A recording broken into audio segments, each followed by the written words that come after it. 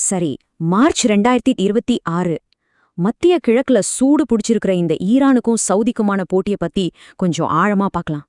பதற்றம் உச்சகட்டத்துல இருக்கு.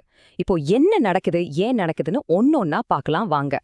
வளைகுடா பகுதியில இருக்கிற முக்கியமான ராணுவ தளங்களை ஈரான் தாக்கியிருக்கு. இதனால ஒரு பெரிய ராஜதந்திர பிரச்சனை வெடிச்சிருக்கு.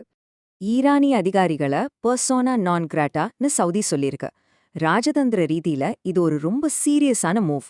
இது ஒரு முக்கியமான விஷயம். ஏன்னா அவங்களோட ஏற்கனவே மோசமான உறவுல இது ஒரு புதிய சரிவு. ஆனா இந்த தாக்குதல்களுக்கு ஈரான் சொல்ற காரணம் என்ன? அதுதான் இங்க சுவாரஸ்யமே.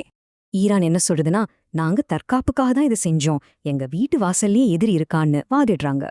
வளைகுடா நாடுகள் தங்களோட எதிரிக்கு உதவுறதா ஈரான் பாக்குது. அதனால அவங்கள ஒரு உறுதியான நிலைப்பாடு எடுக்க சொல்லி கேக்குது. சரி, இப்போ சவுதியோட தரப்புக்கு வருவோம். அவங்க இதுக்கு என்ன சொல்றாங்கன்னு பார்க்கலாம். சவுதி ரொம்பவே விரக்தியில இருக்கிறாங்க. நாங்க ஆரம்பத்திலேந்தே இந்த போரை நிறுத்த தான் பாக்குறோம்னு சொல்றாங்க.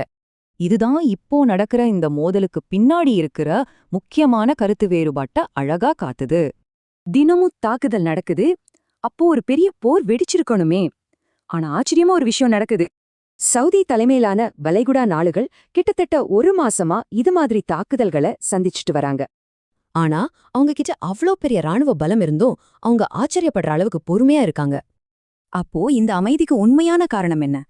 அதுக்கு காரணம் ரெண்டு பேருக்கும் இருக்கிற ஒரு பொதுவான இலக்குதான். நம்புவீங்களோ இல்லையோ, இந்த ரெண்டு போட்டியாளர்களுக்கும் பிராந்திய அமைதி ரொம்பவே முக்கியம். அவங்கவங்க சுயநலத்துக்காக. ஈரானுக்கு பொருளாதாரமா தப்பி பிழைக்க அமைதி வேணும். சவுதிக்கு அவங்களோட லட்சிய எதிர்காலத்துக்கு அமைதி வேணும். இந்த ரெண்டு நாடுகளுக்கும் நடுவுல சீனா சமாதானம் செஞ்சு வச்சு வெறும் 3 வருஷத்துல இதெல்லாம் நடக்குது. அவங்க இன்னும் போருக்கு போகல. இதுவே காட்டுது அந்த பொதுவான பொருளாதார இலக்கு ஒரு பெரிய தடையா இருக்குன்னு. போட்டியாளர்களுக்குள்ள ஒரு பொதுவான இலக்கு இருந்தா அது சண்டையும் தாண்டி அமைதியை காப்பாத்துமா? இதுதான் முக்கியமான கேள்வி.